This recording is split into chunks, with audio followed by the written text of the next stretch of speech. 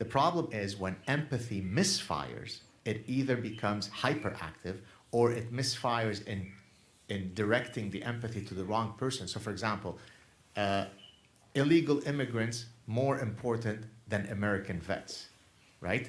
And I can show you many public policies where you have these insane policies, all of which are due to suicidal empathy. But to answer your question, I think that the Western mind is, we are kind, tolerant, compassionate, empathetic people.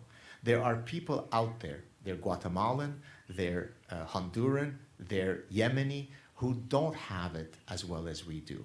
Wouldn't it be nice if we open up our doors? So this week we are discussing suicidal empathy and how the, shall we say, the woke West has been weirdly victimized by all of these other nations, especially and including the Islamist nations, and this whole conflict with Israel and Gaza, which seems to be perpetually going on, and how Islam has found out that the West is very compassionate. Because Islam has found out that the West is very compassionate, they're going to use that compassion as a weapon against the West. And there's caused infighting between the left and right. Most of the time, all the wokies are more politically affiliated with the left, progressives and such, than they are with the right. And so Islam has clearly been able to benefit from this infighting, because you've got the woke people on the left, which have got this compassion that drives them, and then you've got the conservatives on the right, which are more fueled by, at the end of the day, logic and reason. Yeah, and they can see what the outcome's going to be. So it is, for the sake of compassion, let us put aside culture, yet the woke left, the bleeding heart, the compassionate folks, they're all about multiculturalism, but for the sake of compassion, they completely negate culture whatsoever.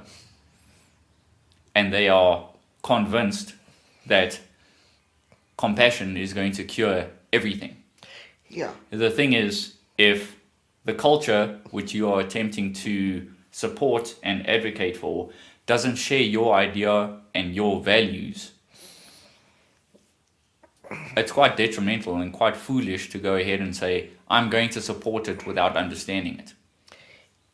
Yeah. And also, they are having compassion for a culture that they've got no understanding about. Yeah.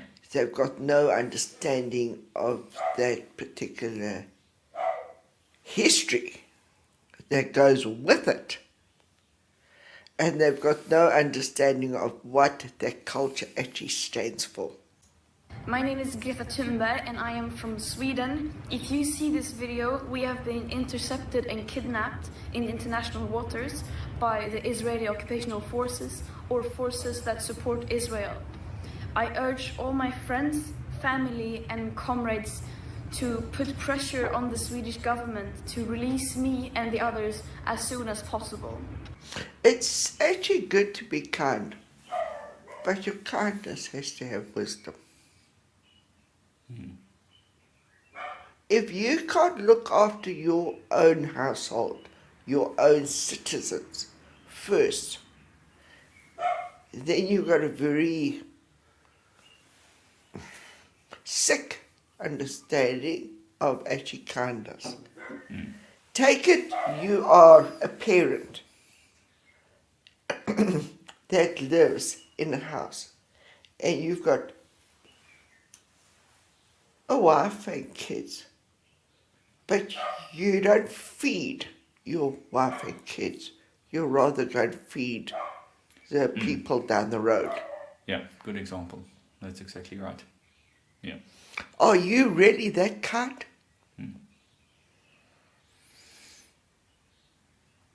And this is also why I think there's such a, well, for ages there's been this destruction of the family unit. And this all comes back to Genesis, where Adam and Eve and the snake had this interaction. You'll notice that the snake talks to Eve,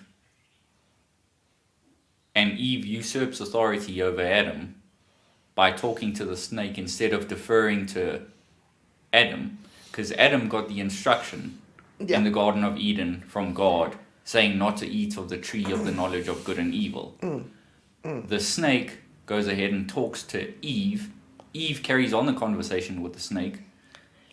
Therefore, this is the initial instance of evil disrupting the family unit. Yeah. The snake should have been directing his conversation toward Adam, which unfortunately allowed the usurping of Eve to occur. Yeah. And because of this is why you see this rise in compassion superseding truth. Yeah. Because if truth is a male thing, compassion is a female thing. Yeah. Generally and broadly speaking. Most of the time, women by default and by nature, which is a godly thing, have compassion. But this is in relation to the family unit. Once the family unit is resolved, then you can concern yourself with looking outside. Others, yeah. You take this further in terms of society. Once your nation has been taken care of, once your people have been taken care of, then your compassion can start stretching to others and allowing others in, vetting them properly. Once again, it's always this balance between truth and love, truth and love, truth and love. That's why gatekeepers should be dictated to by truth. Yes. Gatekeepers, politicians, people in power, law and order, the police, the army, all of that, those people should be directed by truth. Then there can be other organizations, NGOs, all of this kind of stuff that are subservient to the people that speak truth, but their compassion is needed once people are vetted through truth to say, this one is worthy, this one's not going to make nonsense, they're willing to assimilate, they're deserving of the help because they need it and they're trying to get by and they're doing what they can, but they're trying. Those kind of people, they deserve the compassion because truth has vetted them. Yeah, and I mean, anybody can arrive at your door and make up a sad story. Yeah. Are you going to really do research? Are you going to find out? Or is it just, I've got such a bleeding heart, come in? And also with this instance with Gaza and Israel and this pro-Palestinian stuff that's happening and this anti-Israel stuff that's happening, it's once again an instance of the suicidal empathy where there is no you wanting to assimilate into the culture that you are choosing to advocate for. All these pro-Palestinian supporters are advocating for a culture, for a nation, for an ideology, for a religion that they know nothing about, but they're putting their lens of Western compassion, Western culture onto them, thinking that they're just like us. So therefore, because they're just like us, because they're just as compassionate as us, and they've been given such a hard time, we need to go ahead and be the savior. Yeah, and it's this false thing of, look at me, I'm so good. But you're not taking care of the homeless people in your own town. Is speaking to reporters. Let's take a listen to what she has to say.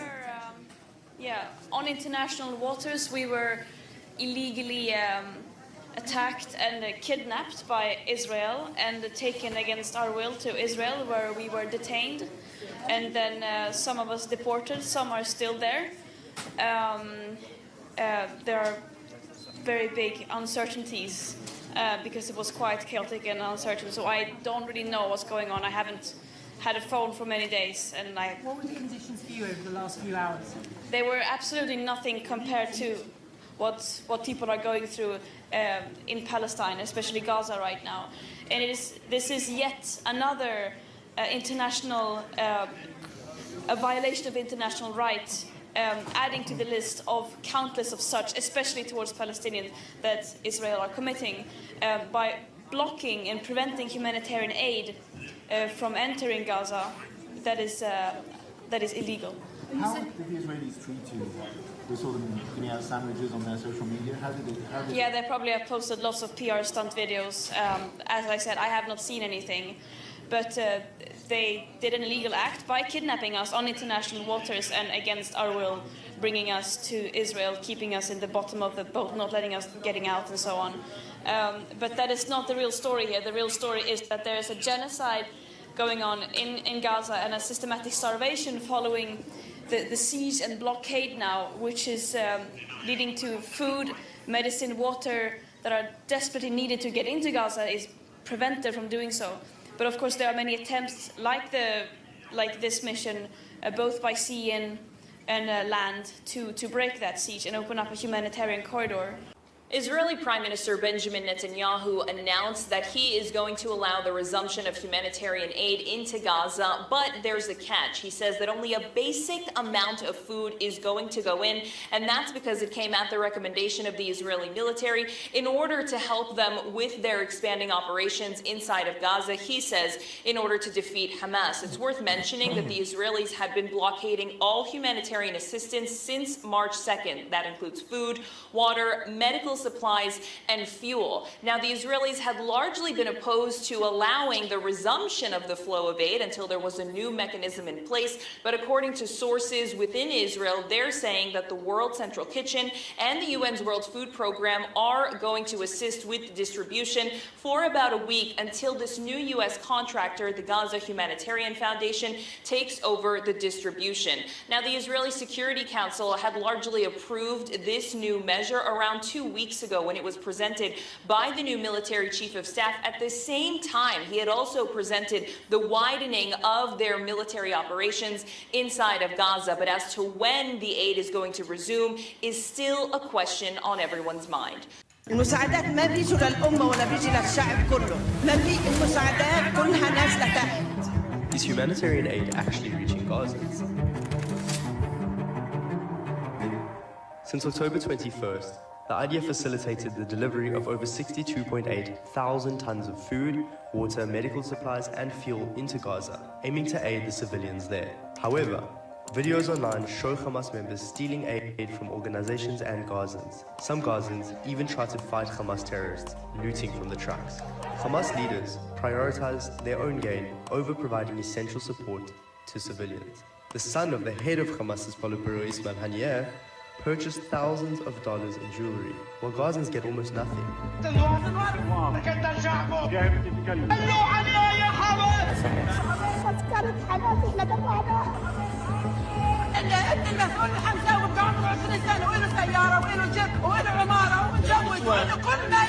Despite severe shortages, reports disclose that large stockpiles of aid weren't being distributed, but were found hoarded inside an UNRWA warehouse in Gaza, awaiting transfer to Hamas.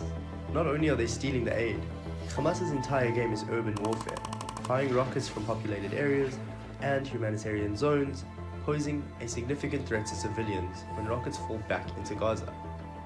The aid is there. It must reach the people in need and not fall into the hands of terrorists.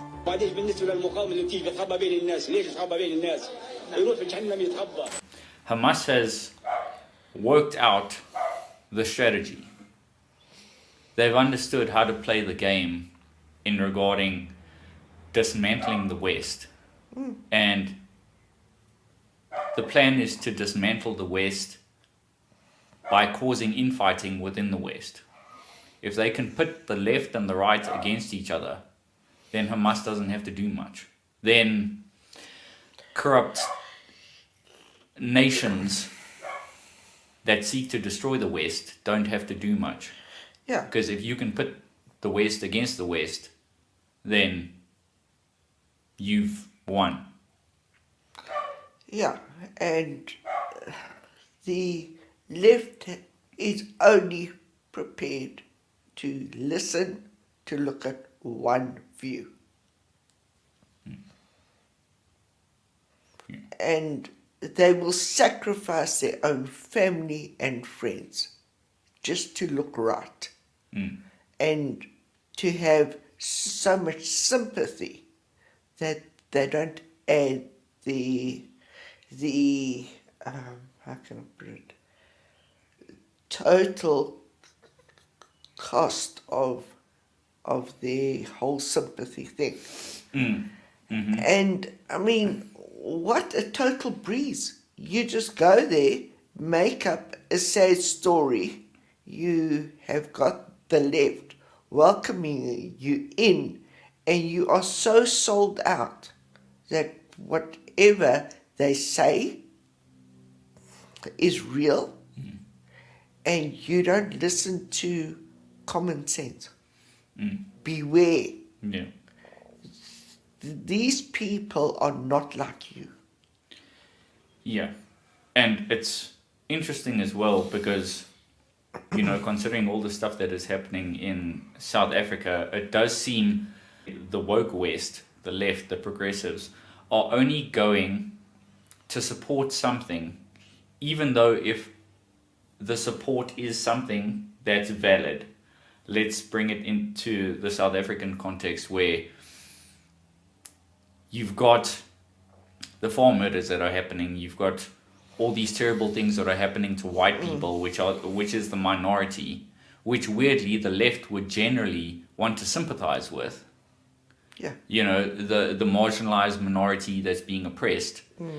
They would want to generally in most situations they would sympathize with that cause. Yeah.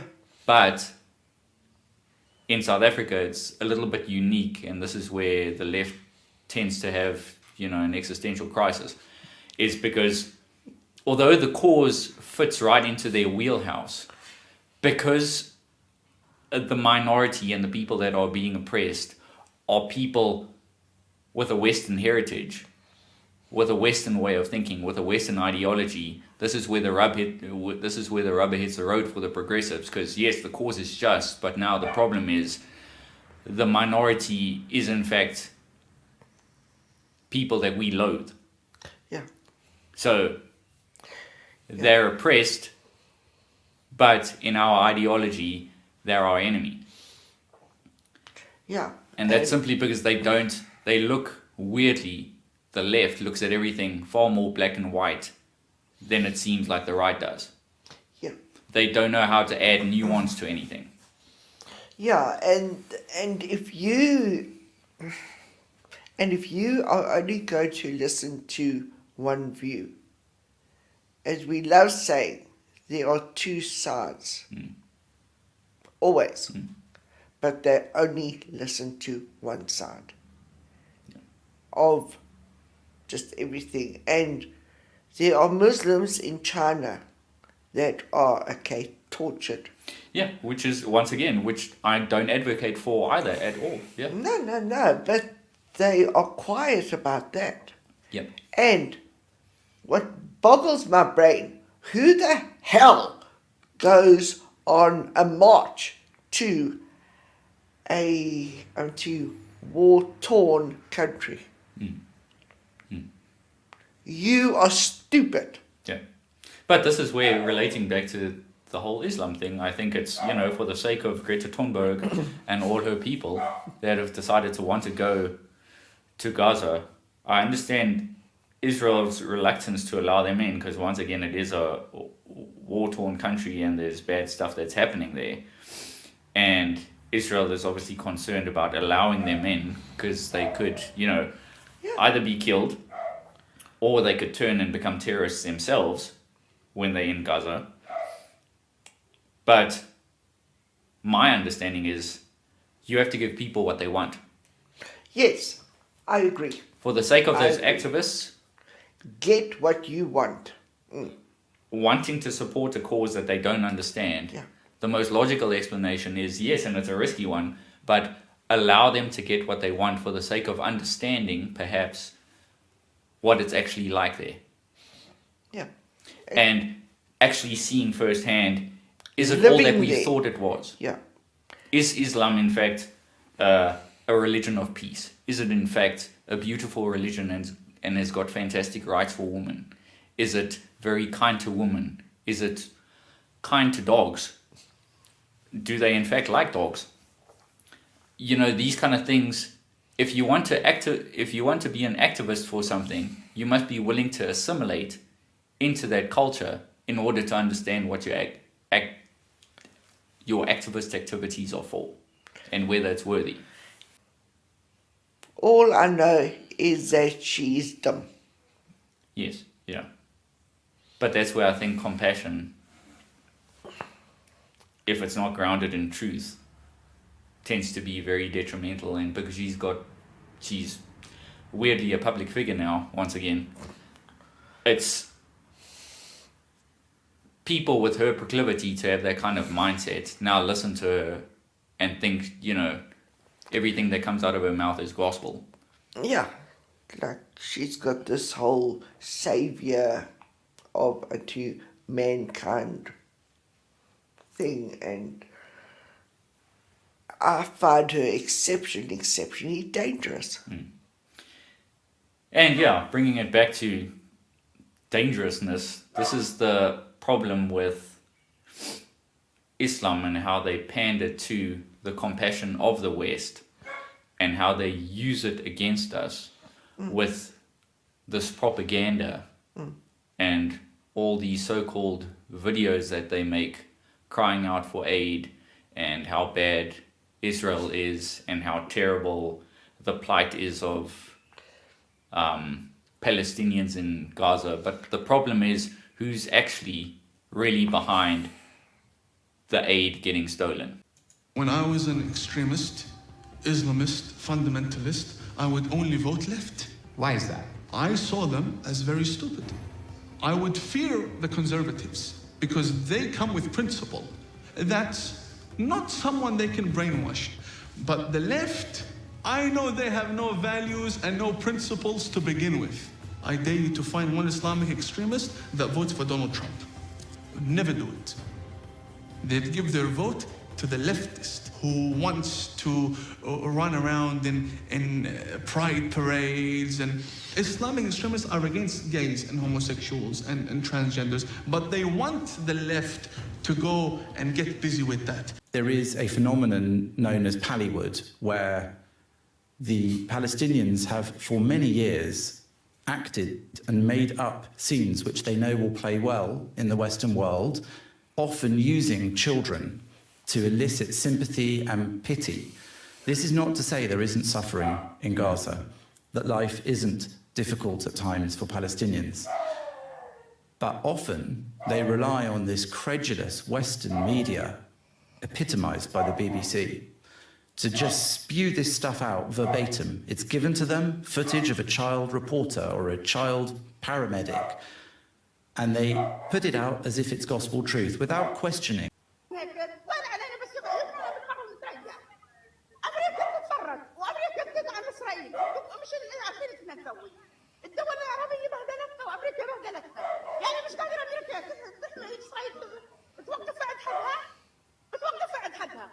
هذا هو حال ولسان جميع المواطنين في شمال قطاع غزة. المعاناة تتسع وتتفاقم مع قصف مستمر أيضا وخيام قد سقطت على رؤوس المواطنين في هذه الليلة. حسام شباب لصالح قناة الجزيرة مباشر شمال قطاع غزة. And I think it really is just, it's time for the West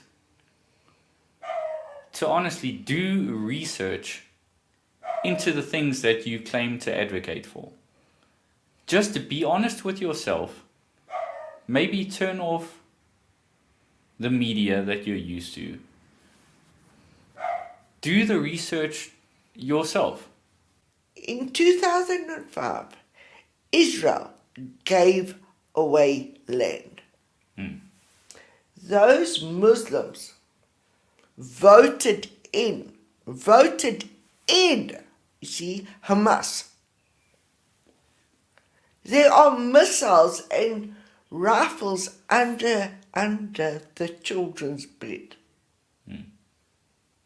In the homes, children are used as human shields.